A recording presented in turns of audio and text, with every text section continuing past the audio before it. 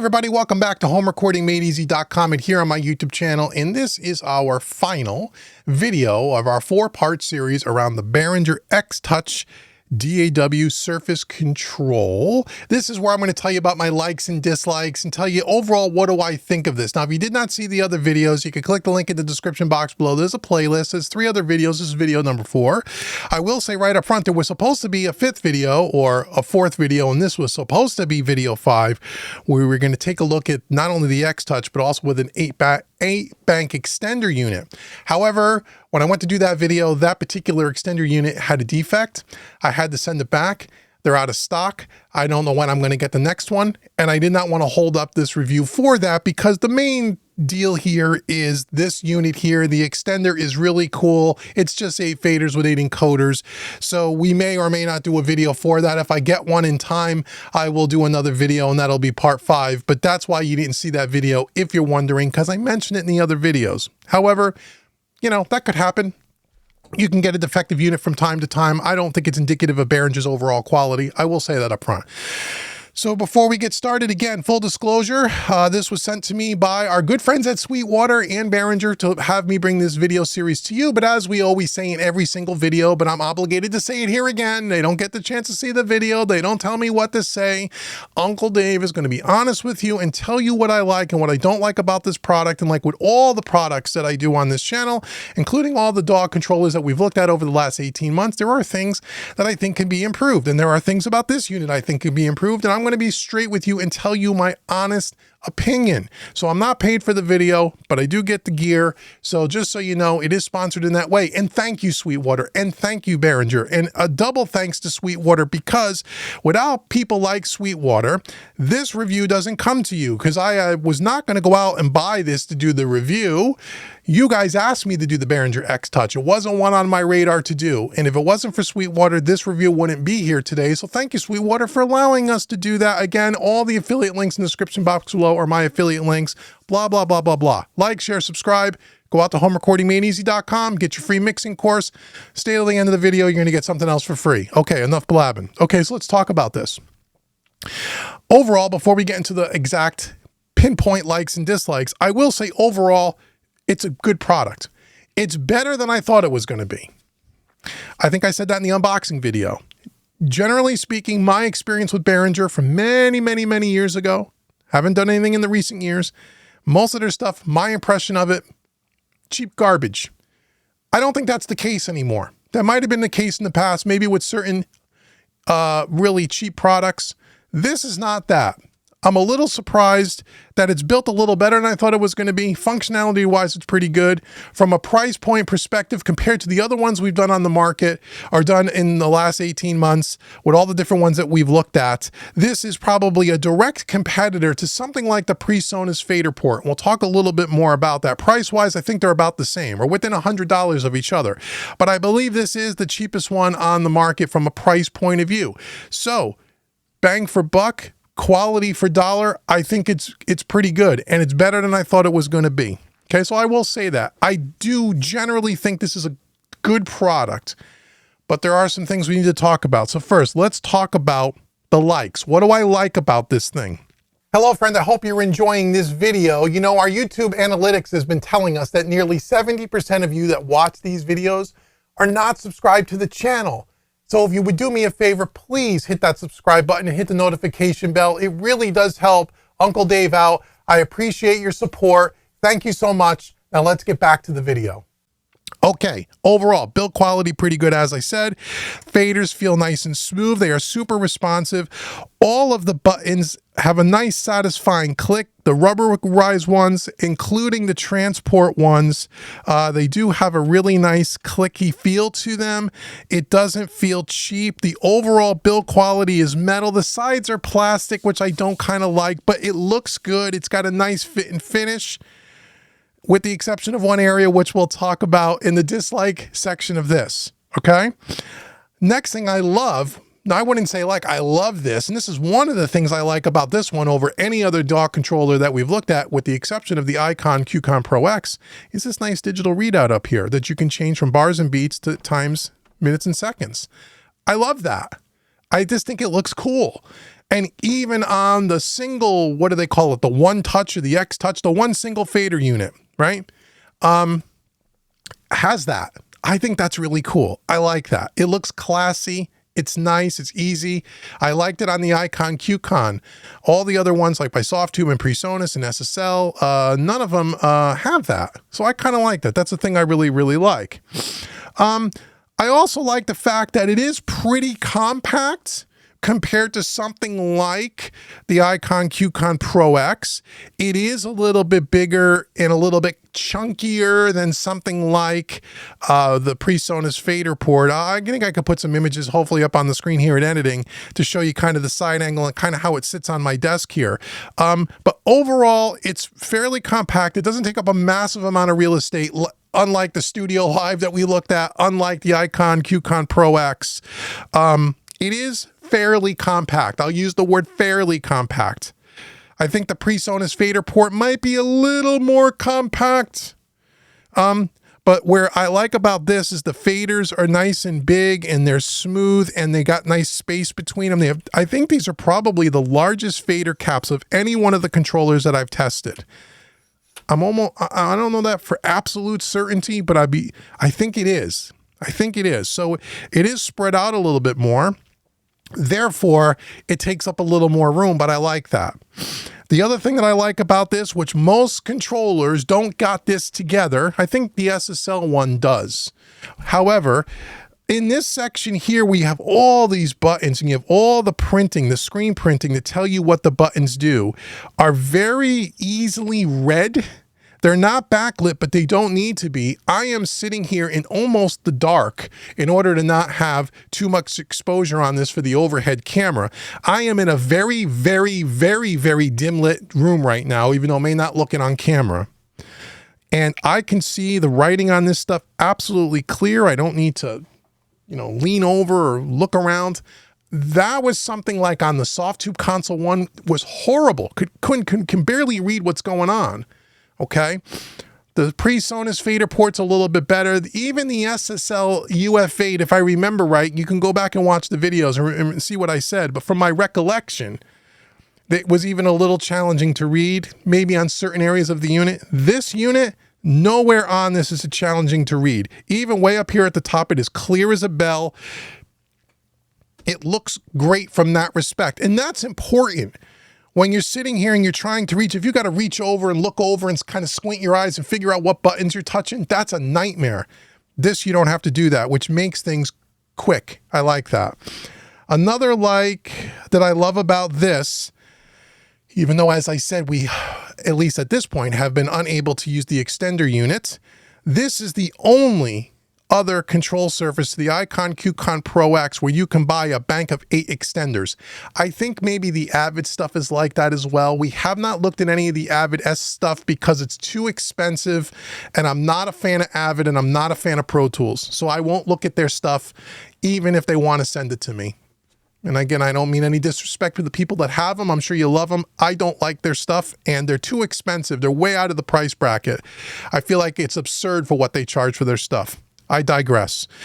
But I don't know if you could buy an extender for their stuff. You can with the Icon and you can with this.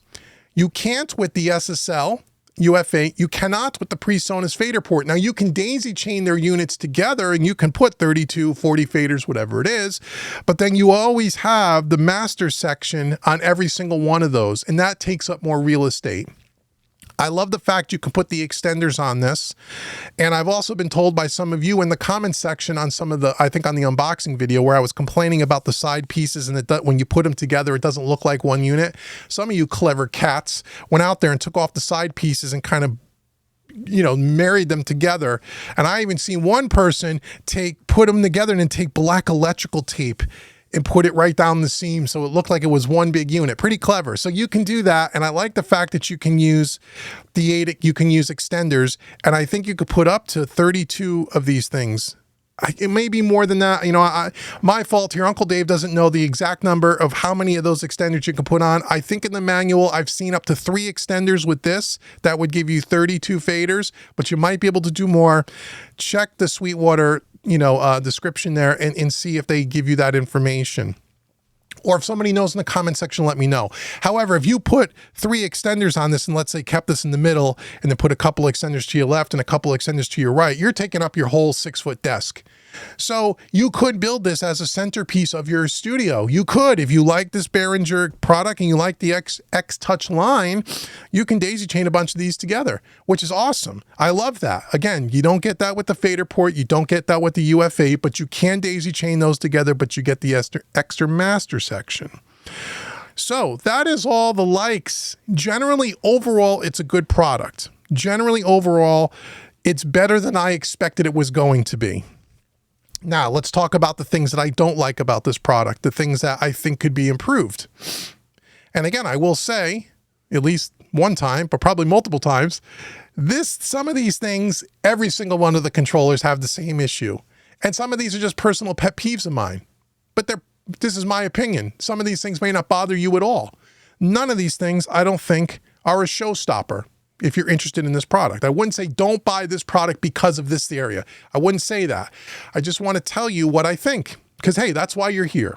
The first thing I don't like about this, and I think is a misstep, I just got through telling you how well built it is and how nice the buttons are and the faders and the jog wheel is. It's nice.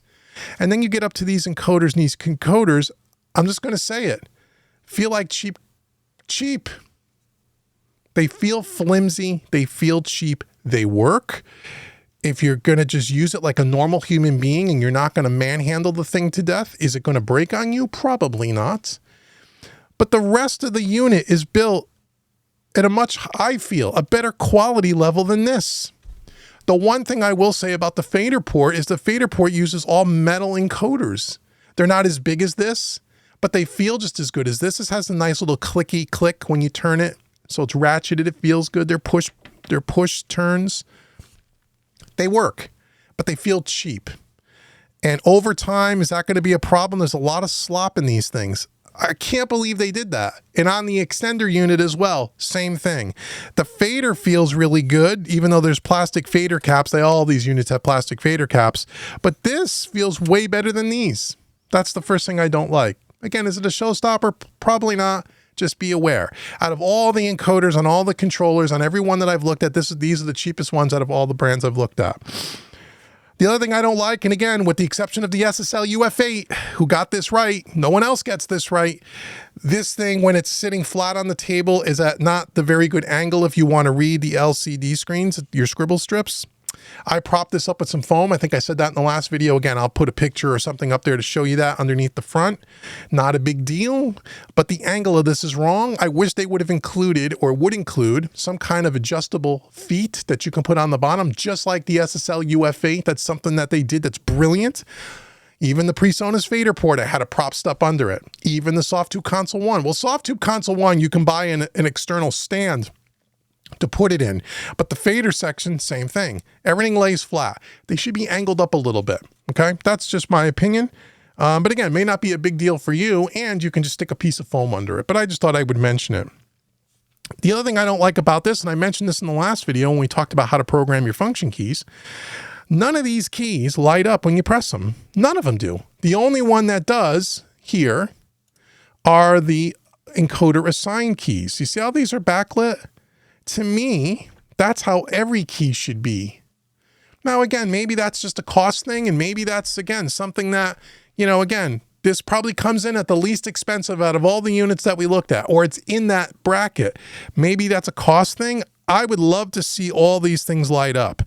Like I said, even the automations, the automation section, it works. The transport section, it works. But up here in the function keys and the function area just doesn't work. Doesn't light up. I don't know why. I don't like that. I don't like it. Uncle Dave doesn't like it. But, well, hey, what the hell do I know, right? Okay, so just letting you know, that's something I don't really dig, but you can decide for yourself. The other thing I don't like, and again, no one gets this right. This is not just Behringer. Okay, I'm going to select track 1, and I'm going to go ahead and I'm going to bank over my channels and my banks. And guess what? The screen in the console and Studio One does not advance with that. None of them get this right. And I hate that. It's a pet peeve of mine. And again, I've had people write in the comments, it's not the controller, it's the software. It's not the software, it's the controller. I get it. All I'm saying is I would like to see that. However, when you do step one at a time with these arrow keys, it will run off the screen and the console in Studio One will follow. That's great. Not every controller does that. And I'd have to go back and watch. I don't even know if the PreSonus fader port does this. I think this was one of my pet peeves with theirs too, but go watch the video. Playlist will be in the description. But I can tell you most controllers don't get this right, or most controllers don't work with the software because the software can't do what the controller wants it to do. But it does do it this way. It doesn't do it with the banks and the faders, and I hate that, but that's just a pet peeve of mine. And that's really it. Overall, there's not a lot of dislikes. There's none of those things are a showstopper, in my opinion. Most of the issues that I've mentioned, like I said, are on all the controllers with the exception of one or two things. Overall, it's a good product. Overall, if you're into the Behringer ecosystem, it's a great product. Overall, if you're looking to get something that's well built, for the most part, doesn't take up a massive amount of real estate, has a lot of functionality to it, and you're looking for it at a reasonable cost, I think this is one to look at. Now, I will say, if you are a Studio One user, like I am, would you get this over the fader port? I still say the fader port is more tightly integrated with Studio One, as it should be, and it's right around the same price. However, I like I don't know, something about the way this is laid out and all these buttons and stuff. I kind of like, and I love the digital display. You don't get that on the fader port. And again, this is just personal preference. The feel of these faders might be, because they're not the feel of them, but the width of them, the large fader caps I like better than what's on the fader port. But the functionality with Studio One, the fader port's more tightly integrated. There's things in the fader port. You don't have any things that the buttons don't work. That's what I'm getting to say. Last but not least, like, dislike, forgot to write this down. Plug-in control, we talked about it in the plug-in control video. Plug-in control is kind of janky. It works. You can map the plugins. You saw me do it. It's not ideal. You're limited to the amount of coders you have. The LCD doesn't always print out something that's legible as far as what the controls are. Again, these things are not designed for, these are not plug-in controllers. These are DAW surface controllers with basic transport functions and faders. The plug-in thing is kind of works. Some kind of doesn't work. Sometimes it's faster with the mouse. Sometimes it might be faster with this, depending. But again, every single controller on the market has this problem. You've heard me say that before, with the exception of the Soft 2, because they have a dedicated plug-in controller with separate faders, and the SSL UC1, which is a plug-in controller. However, something like that, the SSL UC1, you can only use the SSL plugins. Now, if you're like Uncle Dave and you're an SSL fan, that's not a big deal for me. But for you, it may be. You have tons of third-party plugins, you can't program them to the UC1, okay? And you like to use different types of plugins. Soft 2 Console 1, you have more plugins that you can control, but the plugin controller itself is kind of dated. It's not my favorite, but if you're using their plugin, their channel strip, right? Like you saw in those videos, it's very fast. So again, it works on those two, but it's not ideal.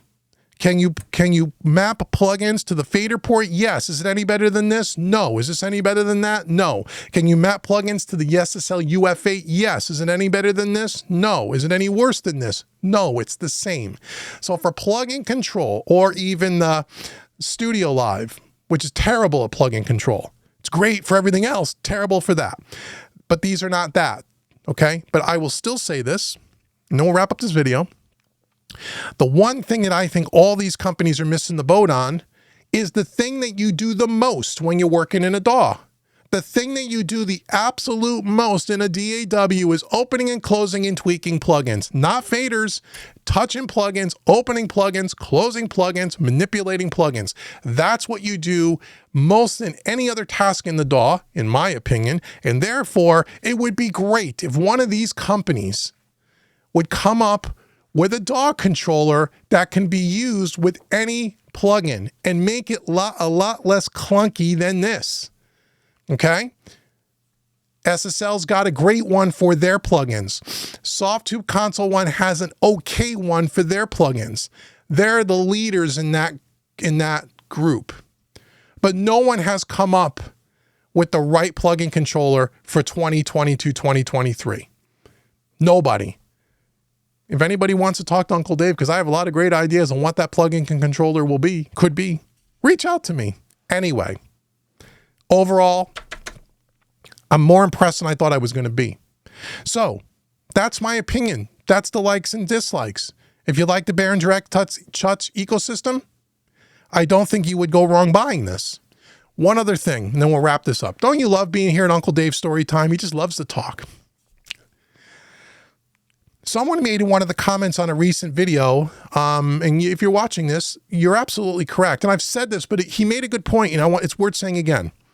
Remember, I do these videos, I get them out of the box, we plug them in. How quickly can you get up and running?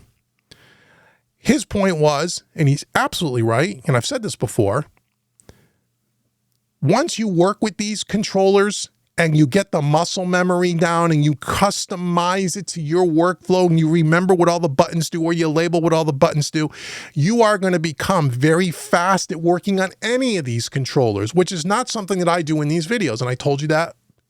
I told you why at the beginning of every other video in this series. I break them out of the box. I want to help you, the new consumer. You got this home. You're ready to plug it into your studio. How do I get up and running quickly? How can I get through 80% of the functionality? That's what I'm here to do with these products. Not to use it for 3 months and then show you every little nook and cranny. There's 45,000 YouTube videos that do that for you. That's not what I do. So yes, the person that wrote that in was absolutely right.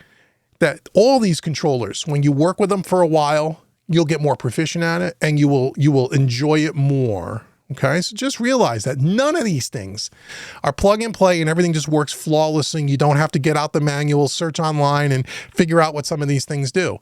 None of them are like that. Okay, and that's okay, but just be aware of that. Just be aware of that. So anyway, thank you for sticking around and watching this video and for taking a look at the X-Touch with me. I really do appreciate it. Again, all the links will be in the description box if you want to go see all the other videos. And again, as I said at the beginning of the video, I'm going to give you something else here to help you out. Now, we're talking about mixing. Again, go to homerecordingmadeeasy.com. Get that mixing course. It's right on the homepage. You can't miss it. It's my gift to you just for visiting homerecordingmadeeasy.com. Once you take that course, if you dig Uncle Dave's style of teaching, if you dig Dave's personality, and you like what I have to say, and you trust what I have to say, and you want to take one of my full-on mixing, mastering, recording, EQ, compression, parallel compression, and a partridge in a pear tree, everything from beginners to intermediates to advanced level, all in the box. You want to take one of those courses? I want to give you 25% off. Use the coupon code YouTube25 at checkout. That'll take off 25% off any training course on my website. So be a part of the homerecordingmadeeasy.com family. Thank you so much for watching. Like, share, subscribe, leave comments below. And until the next video, I've been Dave with homerecordingmadeeasy.com. Thank you so very much for watching me today, everybody. And I'll see you in the next video.